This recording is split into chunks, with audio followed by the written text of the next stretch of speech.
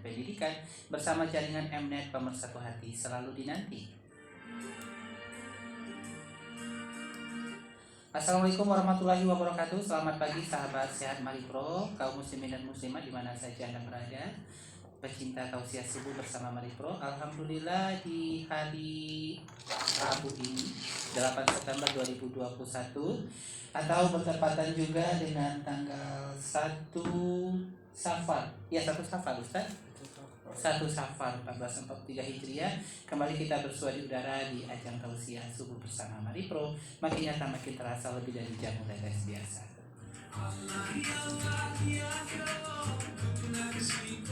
Insya Allah selama 1 jam lebih ke depan kita akan menghadirkan kajian dari Ustaz Uge yang tentunya bermanfaat untuk kita semua.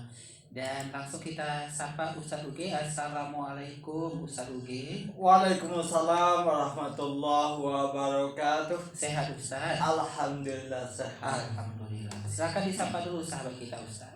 Assalamualaikum semuanya sahabat Maripro dimanapun Anda berada. Semoga pagi ini kembali Allah berikan kesehatan kepada kita semua. Amin. Amin. Apa tema kita pagi ini Ustaz? Masih manfaat atau keutamaan doa dalam Islam part 2. Oke, langsung saja Ustaz. Bismillah. Assalamualaikum warahmatullahi wabarakatuh.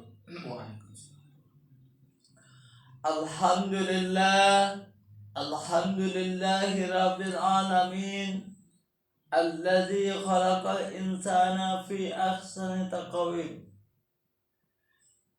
Ashhadu an la ilaha illallah wa ashhadu anna Muhammadan abduhu wa rasuluh sallallahu alaihi wasallam la nabiyya ba'dah.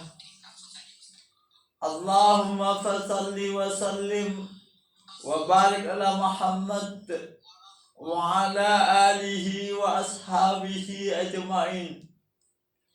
Amma ba'du fa ya ibadallah, fikum wa iyaya bitaqwallah faqad fazal muttaqun. Ittaqullah haqqa tuqatih wa la tamutunna illa wa antum muslimun.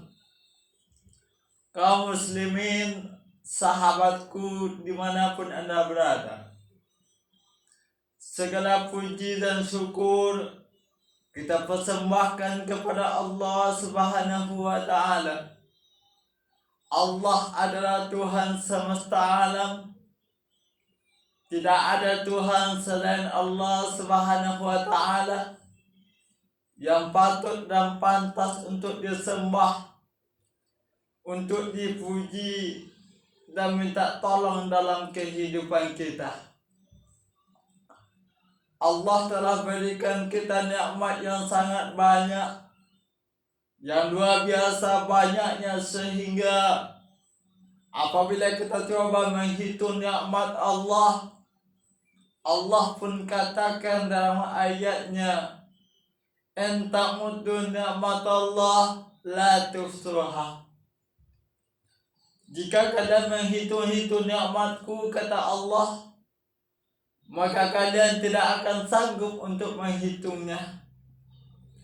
Begitu banyak nikmat Allah yang Allah curahkan dari langitnya. Mungkin itu berupa air hujan, sehingga hujan itu jatuh ke bumi dan menyirami segala tumbuhan yang ada di bumi, serta menumbuhkan tumbuhan itu dengan air hujan itu. Ketika tumbuhan itu tumbuh dengan bantuan air hujan yang diturunkan Allah tersebut, maka manusia dapat memetik hasil daripada segala tanaman yang mereka tanam.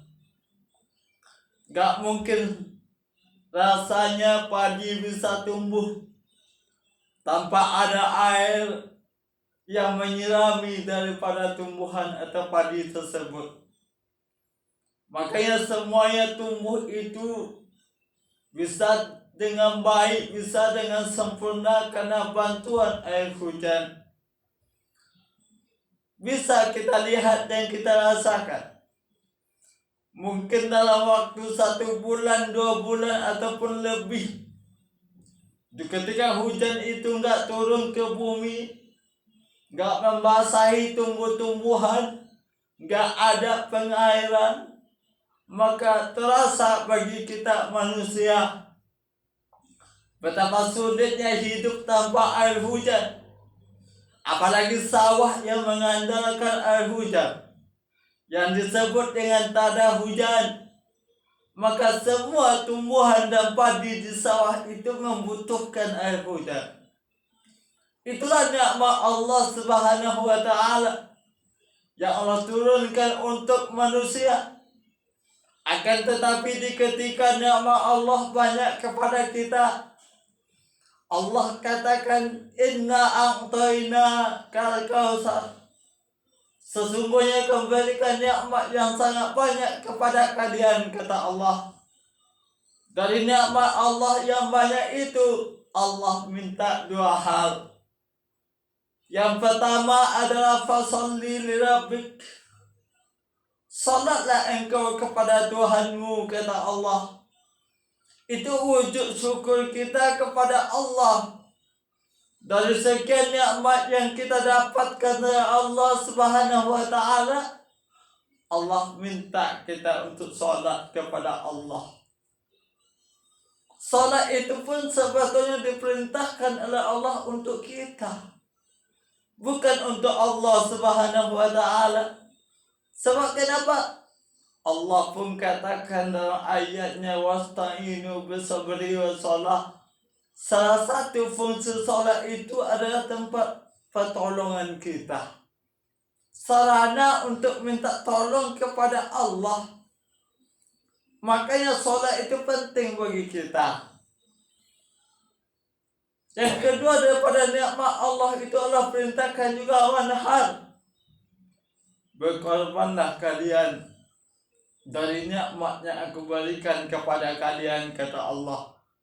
Korbankan nikmat harta, korbankan di jalan Allah. Nikmat kekayaan, gunakan di jalan Allah. Nikmat apapun, gunakan di jalan Allah, sehingga nikmat itu berkah dalam kehidupan kita. Kalau seandainya nikmat itu nggak pandai kita gunakan di jalan Allah, maka berkah dalam kenikmatan itu nggak ada. Sehingga orang banyak kaya, tapi jiwanya nggak tenang dengan kekayaan itu. Selalu gelisah. Ini punya mobil, tidurnya nggak enak, nggak tenang. Kenapa? Entah kalau mobil diambil orang gimana nih. Jangan kira semua orang kaya itu tidurnya tenang, belum tentu. Kadang-kala orang kaya itu nggak tidur loh. Kenapa? Memikirkan hartanya, keselamatan hartanya. Mungkin lebih nyenyak orang yang tidak punya harta atau sedikit kekayaan tidurnya ketimbang orang kaya. Kenapa yang dipikirkannya itu nggak ada? Semuanya itu Allah berikan kepada kita untuk disyukuri di jalan Allah Subhanahu wa Ta'ala. Makanya Allah katakan, jika kalian pandai bersyukur kepadaku terhadap nikmat yang aku berikan kepadamu, kata Allah, aku akan tambah nikmatku kepadamu. Tapi sebaliknya, di ketika kalian tidak pandai bersyukur kepadaku, maka inna azabi lasyadid. Sesungguhnya amat pedih azabku untuk kalian, kata Allah. Kaum muslimin sahabatku dimanapun anda berada, salawat dan salam dengan ucapan Allahumma sholli ala Muhammad kita anugerahkan untuk Rasulullah Sallallahu Alaihi Wasallam yang telah merubah corak kehidupan dari alam yang tiada bertauhid ke alam yang beragama, yang beradab, dari alam kebodohan ke alam yang berilmu pengetahuan, dari alam kemiskinan ke alam yang lebih sejahtera. Rasulullah semuanya memimpin dunia ini. Rasulullah itu sukses. Itulah yang pantas kita contoh dalam kehidupan kita. Menjadikan Rasulullah sebagai tauladan dalam kehidupan, menjadikan Rasulullah sebagai contoh dalam kehidupan, baik itu kehidupan berumah tangga, kehidupan bermasyarakat, kehidupan bernegara, berbangsa, beragama. Semuanya jadikan Rasulullah sebagai contohnya. Ketika kita mencontoh Rasulullah SAW, yang mana telah meninggalkan dua pusaka, meninggalkan dua pedoman untuk kita, maka kita akan selamat dalam menempuh kehidupan, baik itu kehidupan dunia ataupun dalam menempuh kehidupan akhirat. Ketika kita berpegang teguh kepada dua yang ditinggalkan Rasulullah katakan lan tadillu abada, selama-lamanya kata Rasul tidak akan pernah tersesat. Kaum muslimin sahabatku dimanapun Anda berada, manusia di atas dunia ini tidak terlepas daripada yang namanya kebutuhan.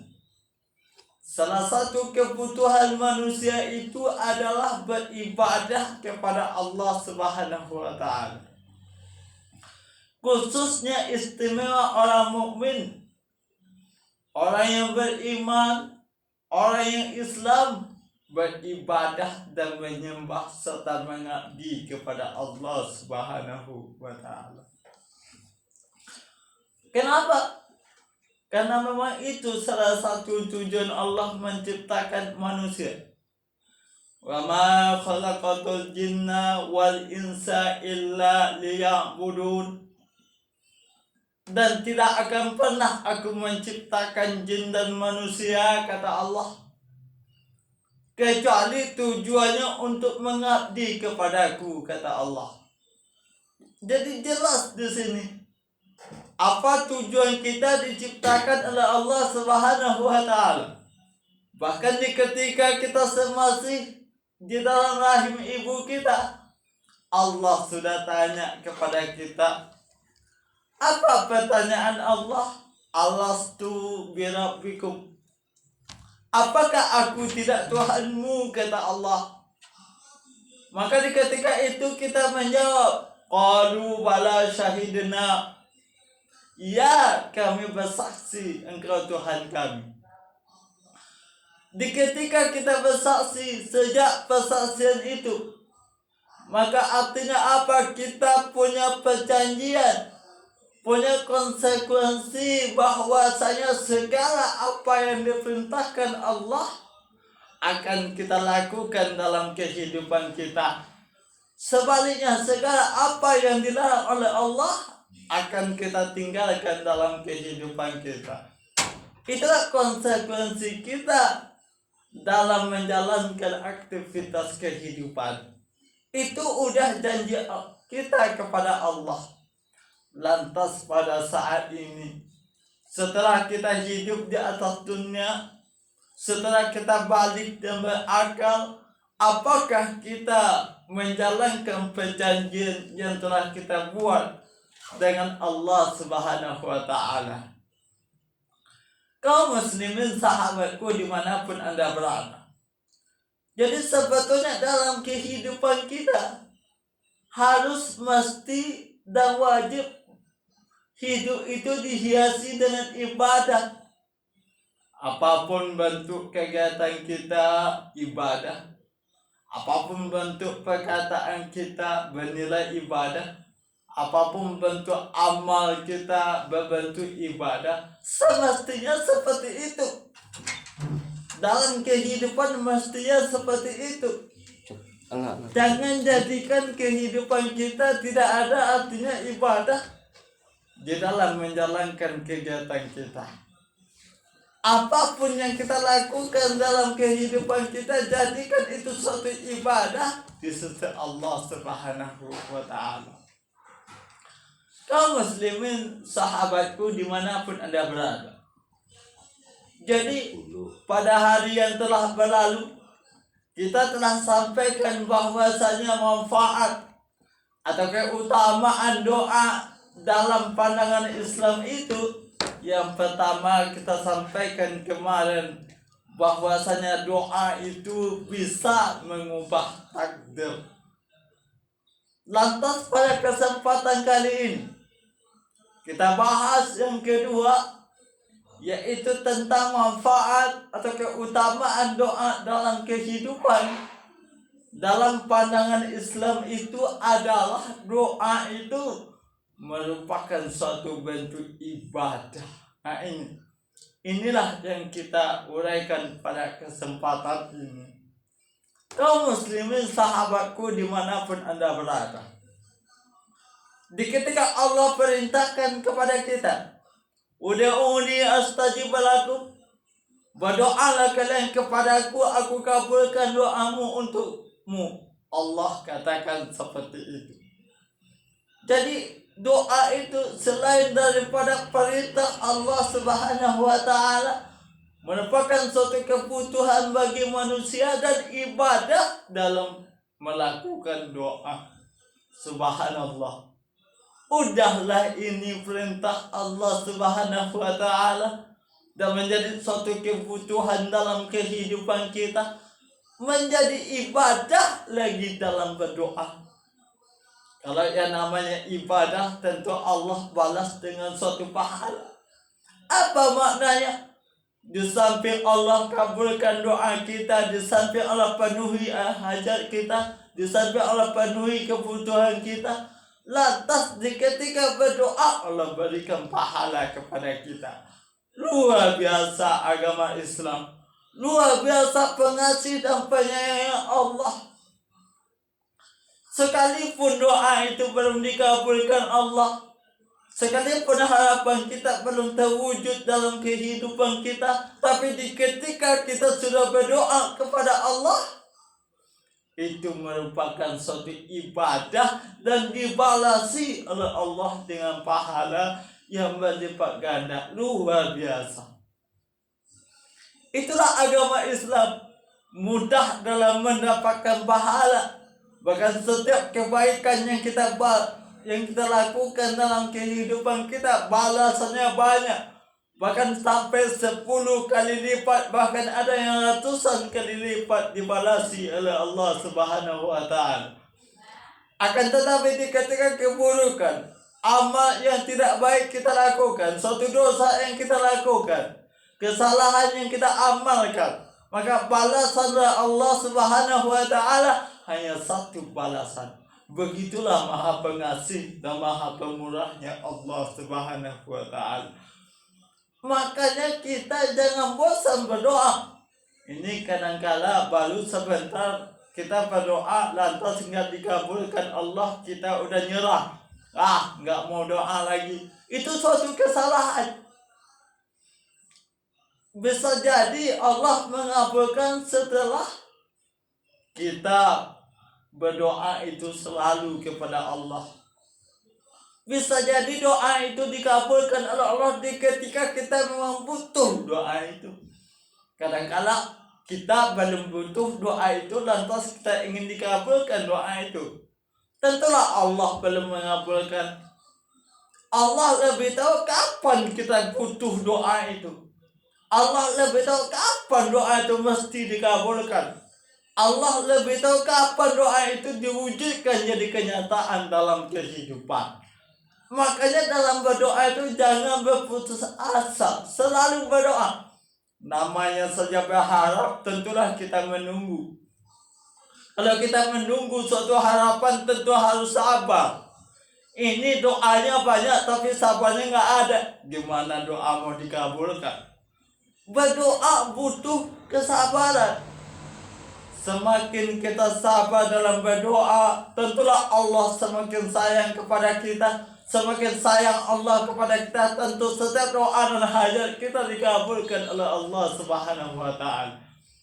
Ini kadang-kadang manusia meminta dan berdoa kepada Allah, manusia pula yang ngatur. Dikabulkan harus tanggal sekian, kalau enggak doa lagi. Itu siapa yang Tuhan? Allah akan ngabulkan ketika kita sabar dalam berdoa. Jangan pernah menyerah dan putus asa dalam berdoa. Apapun yang kita minta Allah bisa kabulkan, sekalipun itu yang mustahil menurut kita, tapi menurut Allah nggak ada yang mustahil. Makanya manusia, apalagi orang yang beriman, harus yakin doa kita dikabulkan oleh Allah Subhanahu wa Ta'ala. Kaum muslimin sahabatku dimanapun Anda berada, jadi ketika semakin banyak kita berdoa kepada Allah, sekalipun doa itu belum dikabulkan oleh Allah, berarti kita telah beribadah kepada Allah. Semakin banyak kita doa, semakin banyak kita ibadah, semakin banyak pahala yang diberikan oleh Allah Subhanahu wa Ta'ala. Kaum muslimin sahabatku dimanapun Anda berada, jadi salah satu keutamaan daripada kita berdoa kepada Allah adalah doa itu ibadah.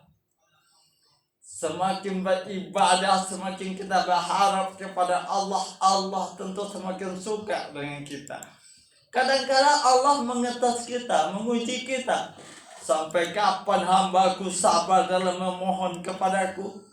Sampai kapan hambaku akan terhenti doanya ketika aku uji dia?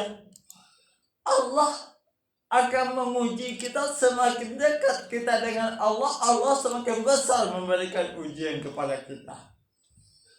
Allah juga mengatakan, apakah kalian mengira bahwasanya engkau mengatakan saya telah beriman pada Allah, belum menguji, termasuk dengan doa tadi. Allah uji dengan doa. Semakin lama doa itu dikabulkan, Allah semakin menguji kesabaran kita. Yakinlah setiap doa yang kita panjatkan kepada Allah, yang kita mohonkan kepada Allah, dikabulkan oleh Allah. Ini kadang-kadang kita berdoa tapi kita nggak yakin Allah mengabulkan doa kita. Kita saja tidak yakin dengan doa kita, gimana Allah mau mengabulkan? Harus dan mesti ada keyakinan terhadap doa yang kita panjatkan kepada Allah Subhanahu wa Ta'ala. Itulah keutamaan kedua daripada berdoa kepada Allah Subhanahu wa Ta'ala.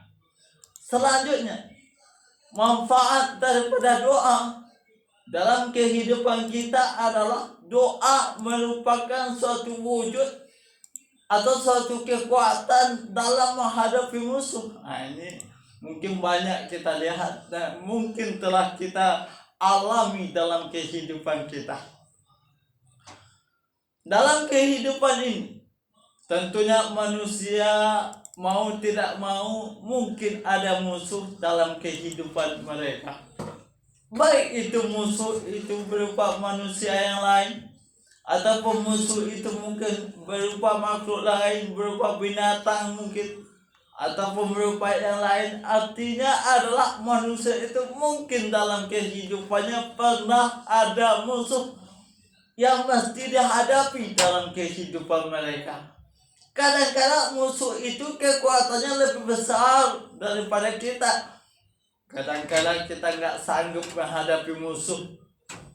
Kadang-kadang dengan kekuatan dan dengan kesanggupan kita nggak bisa melawan musuh. Lantas gimana? Berdoa kepada Allah Subhanahu wa Ta'ala agar Allah memberikan kekuatan yang lebih kepada kita untuk menghadapi musuh. Contohnya saja apa? Logikanya gini. Bangsa Indonesia pada tanggal 17 Agustus tahun 1945 itu berhasil mendapatkan suatu kemerdekaan bangsa kita. Lantas yang namanya penjajah tentu musuh dalam perjuangan bangsa kita. Di ketika berdoa kepada Allah Subhanahu wa Ta'ala, maka Allah berikan kekuatan kepada kita. Terbukti hanya dengan bambu runcing bisa melawan dan mengalahkan senjata yang begitu modern, yang begitu canggih. Ini kenapa? Karena kekuatan daripada doa. Doa punya kekuatan dalam menghadapi musuh.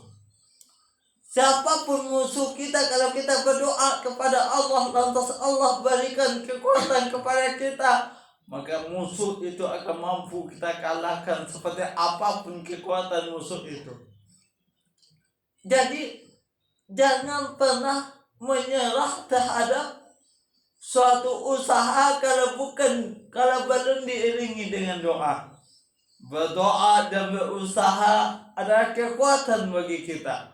Jadi itu sesuatu manfaat doa bisa menjadi kekuatan dalam menghadapi musuh. Jadi kalau seandainya kita mungkin terkendala atau sedang terjepit keadaannya, diserang oleh binatang buas, contohnya kita terjebak dalam sebuah hutan lalu diserang oleh binatang buas, maka berdoa kepada Allah. Ketika Allah mengabulkan doa kita, Allah pasti berikan suatu kekuatan pada kita.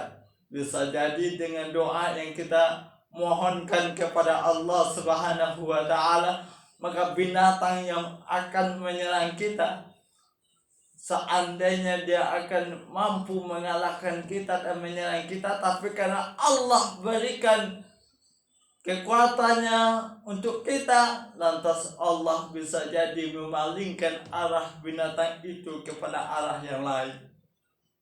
Itu kenapa? Karena doa kepada Allah Subhanahu wa Ta'ala. Siapapun musuh kita, asalkan kita berada di jalan yang benar, asalkan kita tetap berada di jalan yang betul, asalkan kita selagi berjalan di jalan Allah Subhanahu wa Ta'ala.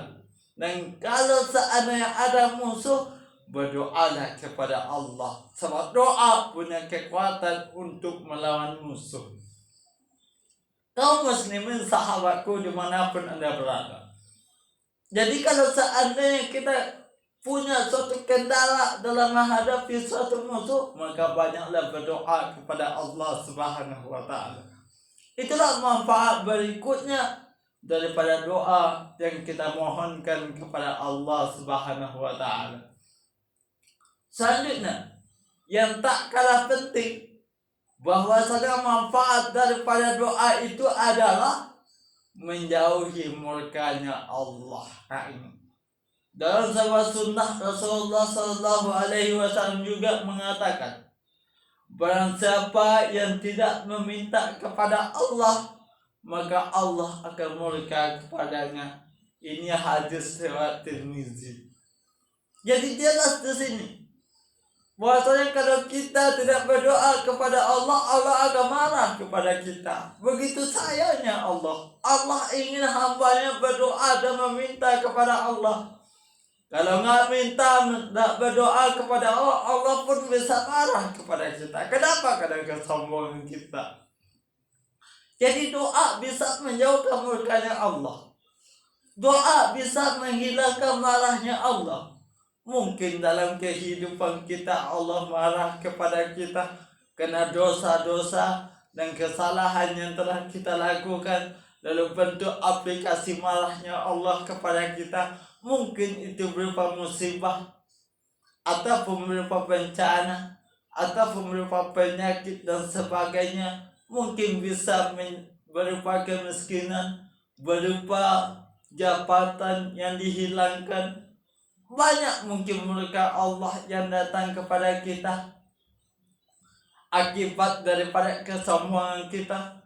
Lalu itulah guna dan fungsinya doa. Itulah manfaat dan kegunaannya doa. Bahwasanya doa itu bisa menjauhkan kita daripada murkanya Allah Subhanahu wa Ta'ala. Jadi kalau seandainya kita dihadapkan kepada sebuah musibah, dihadapkan kepada sebuah cobaan, ujian, banyaklah berdoa kepada Allah agar Allah menjauhkan murkanya, agar Allah menjauhkan marahnya, agar Allah menjauhkan kita dari azab Allah Subhanahu wa taala. Inilah fungsinya doa, menjauhi murkanya Allah. Begitu banyak manfaat dan fungsi serta kekuatan dari doa yang kita mohonkan kepada Allah Subhanahu wa taala. Intinya adalah jangan pernah berputus asa. Jangan malas dalam berdoa ketika kita masih ada harapan. Harapan itu mesti ada dalam kehidupan kita. Jangan sampai putus harapan kita dalam mencapai suatu impian. Inilah yang dinamakan dengan putus asa, putus harapan. Gak yakin lagi bahwasanya harapan itu akan kita raih. Di ketika Allah berkehendak dengan doa kita, apa yang tidak mungkin? Sesuatu akan terjadi, bahkan bisa lebih cepat daripada perkiraan kita. Itulah fungsinya doa. Apapun yang kita hadapi dalam dunia ini, apapun persoalan yang kita hadapi, maka hadapilah salah satu doa itu, salah satu dengan doa itu. Kenapa? Doa itu senjatanya orang mukmin. Gak ada yang lebih ampuh daripada senjata apapun kecuali doa. Gak ada yang lebih ampuh dari doa. Apapun senjata dalam melawan musuh adalah senjata yang terhebat adalah doa. Dan doa itu gampang. Dimanapun bisa berdoa, kapanpun bisa berdoa. Nggak bisa bahasa Arab, bahasa Indonesia pun Allah tahu. Jangan kira Allah nggak paham. Ini bahasanya bahasa Cina, ini bahasanya bahasa Mandarin, ini bahasa Spanyol dan sebagainya. Jangan kira Allah nggak paham bahasa itu.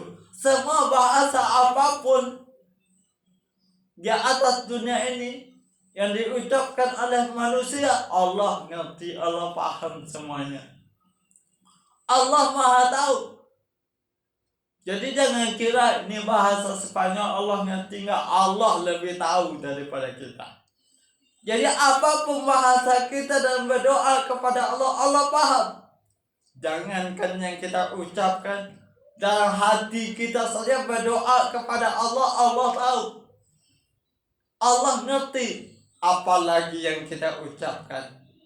Kaum muslimin sahabatku dimanapun Anda berada. Jadi marilah kita dalam kehidupan kita banyaklah berdoa kepada Allah. Dan doa itu pun kita iringi dengan usaha. Selagi kita berusaha dan berdoa, yakinlah Allah berikan apa yang kita mau. Setelah kita berdoa dan berusaha, bertawakallah kepada Allah.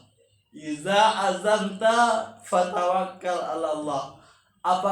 Apabila kalian telah berazam, kalian telah berusaha, kata Allah, maka tawakallah, berserah dirilah kepada Allah. Yang penting doa dan usaha kita lakukan dalam kehidupan kita. Mudah-mudahan pengajian dan tausiah yang kita sampaikan pada saat ini memberikan suatu manfaat dalam kehidupan kita. Apalagi dengan berdoa, tentulah manfaat itu banyak kita rasakan. Apalagi dihadapkan kita kepada suatu kesulitan, doa insya Allah mempermudah daripada kesulitan itu. Fa'tabiru ya ulul absar la'allakum tuflihun.